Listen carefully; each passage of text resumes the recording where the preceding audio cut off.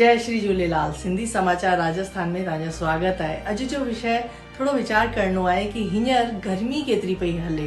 हींअर चईंदा आहिनि न तापमान केतिरो गरम आहे त पाण त पंहिंजे घरनि में एसी में हलाए करे वेठा आहियूं, पर चवंदा आहिनि न जेके मूक स्वान आहिनि या जेके बि पक्षी आहिनि केतिरी गर्मी आहे त पंहिंजे घरनि जे ॿाहिरि अगरि पाण खे थोरो सो पाणी रखी रखूं, थोरो सो चईंदा आहिनि जेको बि पाण खां पुॼे, थोड़ी इहा आदत अगरि थोड़ी ठाहे था रखूं थोड़े वक़्त तक, चाहे पंहिंजी दुकान जे ॿाहिरि चाहे पंहिंजे घर जे ॿाहिरि थोरो पाणी रखी रखूं त छो न इन्हनि मूक पक्षियुनि जी, इन्हनि स्वान जी प्यास बुझाई वञी सघिजे कि केतिरी न गर्मी आहे। पाण त जवान मां कुझु कढंदा आहियूं पाण खे तुरंत मिली वेंदो, पर अगरि इहा सुविधा पाण घर जे ॿाहिरि रखी रखूं त हर इंसान पंहिंजे पंहिंजे चईंदा आहिनि न हिसाब सां दान धर्म करे पियो, तमामु ई सुठो आहे ऐं कंदो रहे।